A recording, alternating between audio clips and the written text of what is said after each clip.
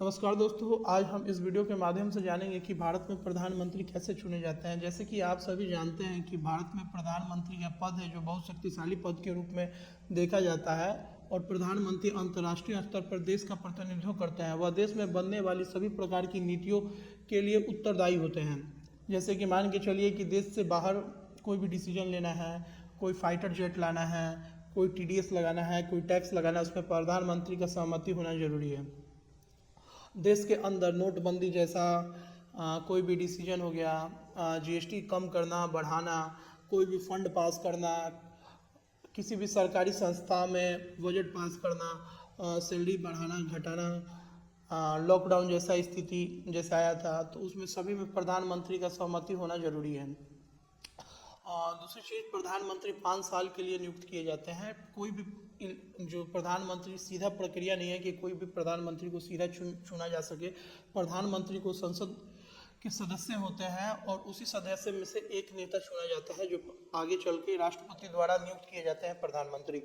इसके लिए प्रधानमंत्री बनने के लिए संसद के सदस्य को, यानी भारत में कुल 545 सीट में कम से कम 50% सीट से अधिक वोटिंग लाना पड़ता है, तभी जाकर वह पार्टी अपने सरकार बना सकती है।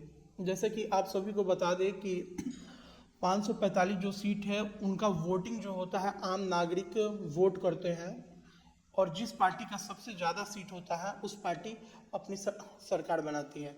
सरकार बनाएगी, अपने पार्टी में से एक मेंबर को आगे खड़ा करेगी और उस पार्टी को राष्ट्रपति द्वारा प्रधानमंत्री नियुक्त किया जाता है। संविधान के अनुच्छेद 75वें प्रावधान में बताया गया है कि प्रधानमंत्री की नियुक्ति राष्ट्रपति द्वारा की जाएगी, लेकिन राष्ट्रपति को लोकसभा के बहुमत दल के नेता को प्रधानमंत्री नियुक्त करना होगा।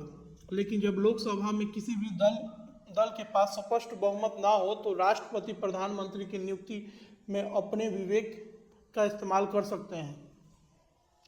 यानी राष्ट्रपति तो प्रधानमंत्री की नियुक्ति करेंगे ही, लेकिन वो जो लोकसभा यानी जो संसद का सदस्य है वो अपने नेता लीडर पहले चुनेंगे, उसके बाद राष्ट्रपति प्रधानमंत्री की नियुक्ति करेंगे। संसद का चुनाव हर एक 5 वर्षों में लोकतांत्रिक प्रक्रिया से किया जाता है। जैसे आम जनता बूथ पे जाके वोटिंग करेंगे, ठीक है, और हर एक देश के हर एक जगह वोट होता है, हर एक राज्य में वोट होता है और 545 टोटल संसद की सीट है। उसमें से मान लीजिए हर एक पार्टी का जो है अपना खड़ा रहते हैं संसद और वोट करेंगे। जिस पार्टी का सबसे ज़्यादा वोट आएगा वो पार्टी अपना नेता चुनता है। मान के चलिए कि अगर BJP का 200 ही वोट आया और उसको सरकार बनाने के लिए 272 वोट की ज़रूरत है, तो उसके लिए फिर वो दूसरे पार्टी से गठबंधन करेंगे, यानी दूसरे पार्टी से कहेंगे कि आप हमारे पार्टी में जुड़ जाइए, जो वोट 60-70 हमको सीटें चाहिए, आप जुड़ जाइए, उसके बाद हम अपनी सरकार बना लें।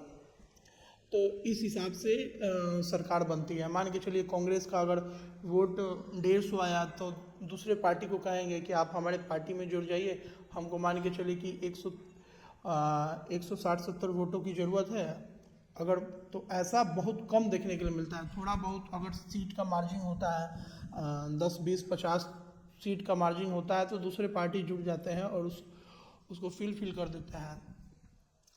तो इस हिसाब से प्रधानमंत्री का चयन होता है। डायरेक्ट प्रधानमंत्री का चयन नहीं होता है, संसद अपने लीडर को ये चयन करते हैं और राष्ट्रपति द्वारा उनको नियुक्त किया जाता है प्रधानमंत्री को।